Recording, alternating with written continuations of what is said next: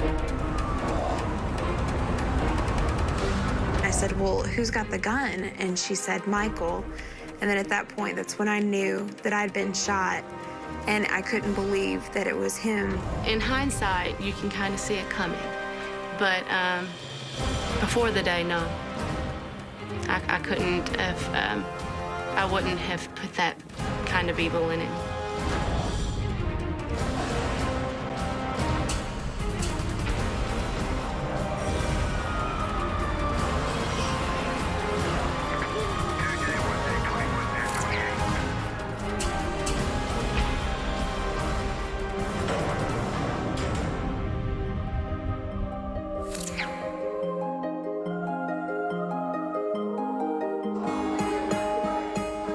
It's 1997. Paducah, Kentucky is a place Missy and Mandy Jenkins have always felt safe. A postcard picture of a town in America's Bible Belt. I really liked Paducah, and I loved growing up there. I think I felt like I had everything that I wanted. Everybody knows everyone. Everybody is good friends with each other. I love living here because it's big enough, but it's small enough too. Me and my twin sister, we're best friends. We've lived in this house our whole life. We have neighborhood friends that we played with all the time growing up. There was always something to do, and I had a wonderful childhood. Local reporter Bill Bartleman knows the charm of this Kentucky town better than anybody. I think Paducah, Kentucky is a very interesting town. It's a very friendly town. I came here with the intent of staying 1 year. I've been here 35 or 36 years. For the young people of Paducah, that community spirit centers around one place, Heath High School. It's 1997, and the Jenkins sisters are returning there for their sophomore year. Heath definitely has a good community feeling, a good spirit to it. I really enjoyed going there and made a lot of friends there. The Heath community is deeply religious, and each morning, students come together for a prayer circle to start their school day. Power and glory, forever and ever. Amen. Amen. Prayer circle was something that meant a lot to us. It was something that kind of helped us start off our morning. As the girls head back for their second year of high school, their friend Michael Carneal is about to start his freshman year. Always the class clown, Michael can be counted on for a good laugh. I knew Michael Carneal really well. We went to elementary school together. We were in middle school together. He was a year younger than Missy and I. We saw each other every day. We were in the band together, and he was a really, really funny guy. There was one time he wore a twister board as a cape and ran around and just making people laugh, just doing stupid, silly stuff. Again? But now, as Michael enters high school, he begins to realize that he's a small fish in a much bigger pond. At his new school, not everyone is a fan of Michael's pranks. A lot of people thought Michael was not so funny, that he was annoying. A lot of them just ended up making fun of him or thinking things that he said were stupid. But Michael's problem may be more than just an issue of trying to fit in. During his last weeks of junior high, Michael is marred by an incident that makes him the target of a cruel joke. In the rumor has it section of the paper, someone had said that he was gay. At the time when I heard that, you know, it wasn't as effective to me as it is now. Now I realize, wow, that was probably absolutely devastating and upsetting. Knowing him, I think that he probably laughed it off and said, hey, that's not true. But apparently inside, it hurt him a lot worse than he let others believe. The abuse Michael is enduring triggers a switch. Michael becomes more aggressive, and some students even peg Michael as a bully. About 2 weeks before the shooting occurred, Michael Carneal went to his father's closet and found a handgun. You gotta check this out. He put that handgun in his backpack and took it to school with him. Is that thing real? Yeah. Loaded? He showed it to a friend of his and said, what do you think of this? Jesus, you brought a gun to school? And the student said, well, you better put it back, and you better not bring it back again. You're gonna get caught. After weeks of abuse, Michael isn't trying to make his classmates laugh anymore. Missy recalls noticing a change in her friend. We were at a birthday party together, and he seemed more serious than he ever had been. He was always somebody that I saw as funny, and that I never saw him serious, but he didn't seem as funny or outgoing then. Michael, in his own way, begins to warn people that he has a plan.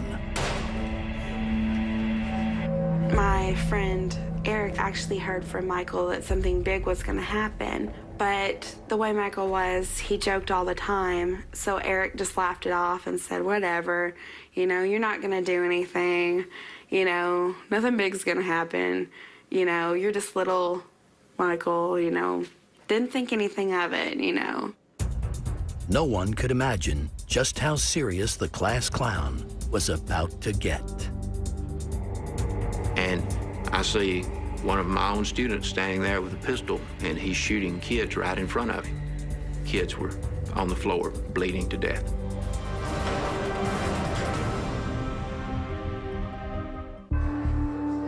High school freshman and former class clown Michael Carneal is tired of being the butt of everyone's jokes.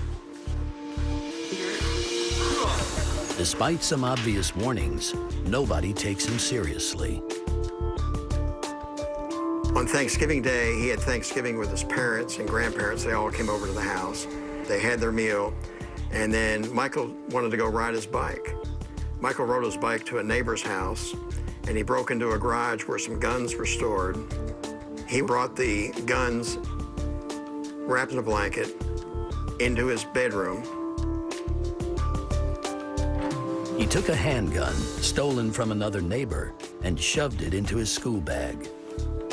While he was in there doing that, his father knocked on his door and said, Michael, what are you doing? And he said, well, I'm getting ready for a project for school. It's Monday morning. Michael leaves for school, and no one in his family knows what's in the strange package that he's carrying. He told his sister that it was a project of some kind. She had no reason to believe it was anything other than the science project. He didn't say anything, didn't act unusual, didn't say anything to her to indicate he was planning something big. It was a typical day. Our Father, who art in heaven. Kids were coming in the building. Everything was fine and cool. You had no sense about what was fixing to happen or what could happen. As we forgive those who trespass against us. Lead us not into temptation, but deliver us from evil. Missy and Mandy take their usual spots at the prayer circle next to their friend Casey Steger. Kelly Aslep is also part of the morning ritual. We all stood in the circle, and Casey was holding my left hand and Missy was holding my right. By now, Michael has arrived at school with his project under his arm. One of the teachers said, what do you got there, Michael? He said, well, it's my art project. And in hindsight, they realized it didn't look like an art project, but they had no reason to disbelieve him because Michael was not a troublemaker. He was never in trouble. Who art in heaven, hallowed be thy name. The kingdom come, thy will be done. Absorbed in their prayers, no one sees Michael Carneal enter with a large package. Lead us not into temptation,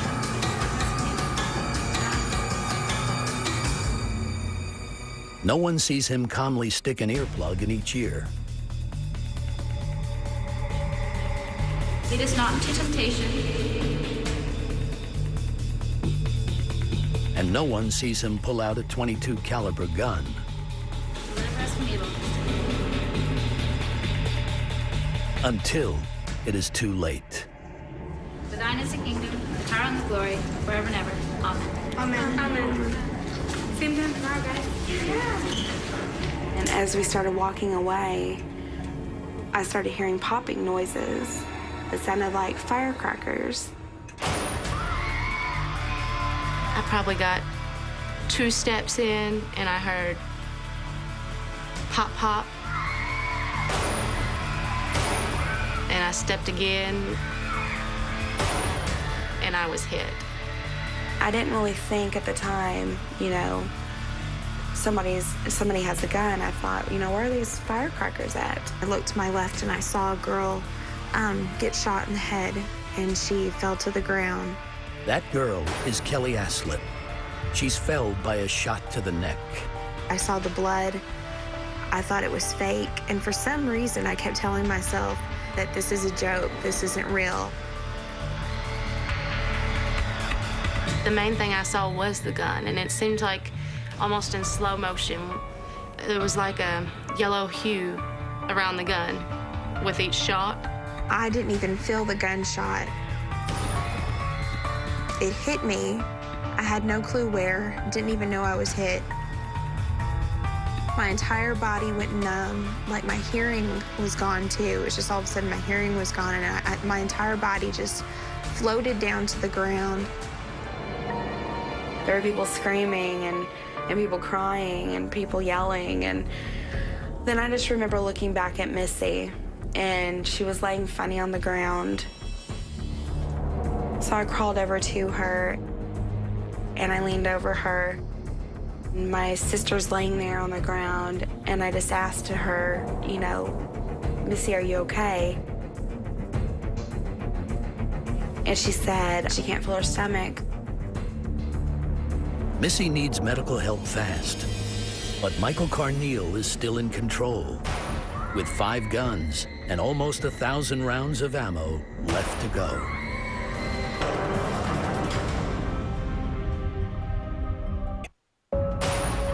After opening fire on a group of students in the lobby of Heath High, Michael Carneal is still on the loose.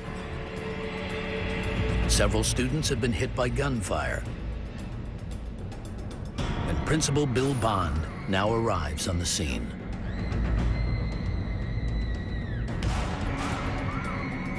I hear pow, pow, pow. And I see one of my own students standing there with a pistol, and he's shooting kids right in front of him. Kids were on the floor, bleeding to death. Sisters Missy and Mandy are huddled together, hoping to make it out alive. Missy is wounded, but doesn't know how badly. Mandy's sitting there staring, looking at something. At that point, I said, well, who's got the gun? And she said, Michael. And I couldn't believe that it was him. After firing 10 shots, Michael finally stops. Everyone waits, fearful of what he'll do next. He had a blank look on his face, I remember when I saw him. No expression. Principal Bond knows this is his chance. When there was a break in the rhythm of the gunfire, I started towards him. When you are approaching a person with a gun, you honestly don't see anything but the gun. You don't see anything else going on. You don't see the person holding the gun. You can only see the gun.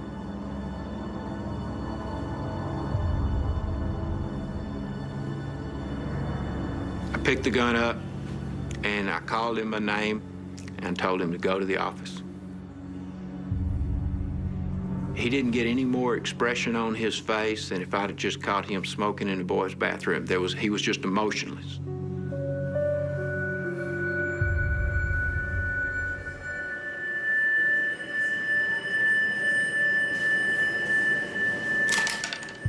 Carneal is disarmed without incident. In the foyer, dazed students tried to piece together what just happened. I wasn't feeling anything. I could not move any part of the lower part of my body. There was blood all over my back. So they said, she's injured.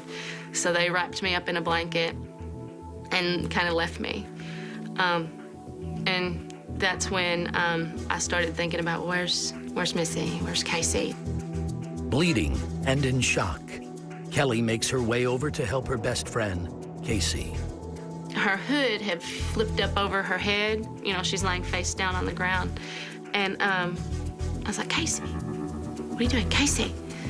And, you know, she didn't say anything. And so I turned her over. I grabbed her shoulder and turned her, and then I started screaming.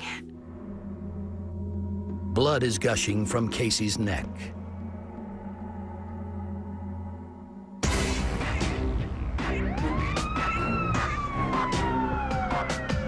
The Cracken County Sheriff John Hayden is called to the scene. It was just total chaos.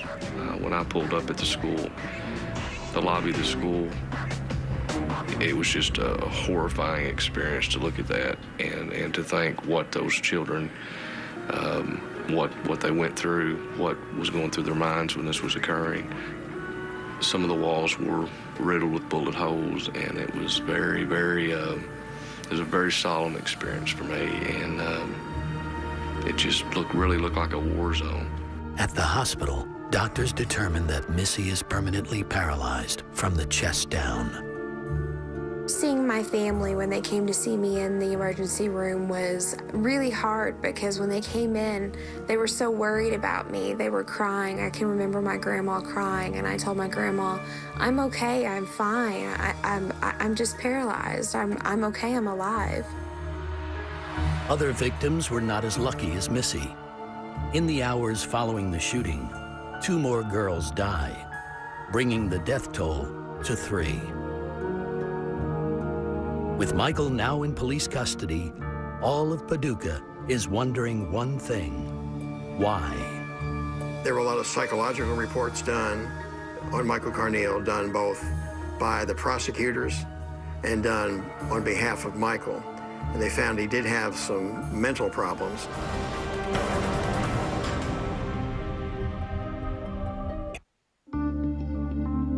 Paducah residents are slowly putting back together the pieces of their lives after Michael Carneal's shooting rampage at Heath High. He is charged with burglary, 3 counts of murder, and 5 counts of attempted murder. With so many witnesses, there's no question of Michael's guilt.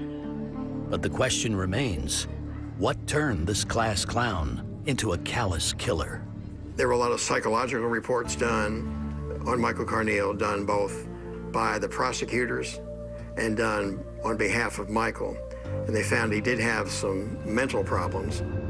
But some who know Michael see a colder kind of calculation behind his rampage. I'm not God, I'm not in the forgiving business. When he came in there with those 5 guns and started killing people, he didn't shoot anyone who had ever caused him any harm. None of the kids that he shot had ever said anything negative to him. The kids he shot represented the best and the brightest in school. And I feel like that's what he was striking out at, the best and the brightest. After much deliberation, Michael cops a plea, guilty by reasons of insanity. His victims face him for the first time in a year at the sentence hearing. How do you plead? Guilty, but mentally ill. The day that Michael Carneal was sentenced was very emotional for everybody involved. I think there were probably tears in the eyes of everybody from the judge on down to the spectator in the back row of the courtroom. I was very emotional. It took me I didn't have anything written down. It took me probably 5 solid minutes to speak. I was the last one to see the girl I grew up with and was best friends with. This was going to be the first time that I ever got a chance to actually look at him face to face and to talk to him, and that's one of the things I said was, I wanted Michael to look at me if he wants to. And he did look at me. Okay. When he was staring at me and I was speaking to him, I really felt like he was listening to me, because I talked to him the way I'm talking to you right now. I didn't yell and scream at him because I knew that yelling and screaming wasn't going to help anything. I don't have any hard feelings towards you. I'm just upset that this happened. I told him, I'm not forgiving you. I don't care if you're sorry. You should have thought of that before you even did it. I know that's the thing that everybody wants you to do, but I don't forgive you. I wish, I wish she would get the death penalty. Michael does not get the death penalty, but 3 consecutive life sentences with no chance of parole for 25 years. Once in prison, he is diagnosed and treated for schizophrenia. But does a mental illness justify his heinous acts? He did kill 3 people. He injured 5 and changed a lot of people's lives that day. I wasn't angry at Michael. Why? I'm not really sure, but I feel like I was just able to easily forgive him. I could take 2 roads. I could either be angry at him and have all this anger in my heart, and that would definitely not help me move on with my life. It wouldn't help me walk again. Why be angry? Today, Missy works as a school counselor, dealing with troubled kids and victims of bullying.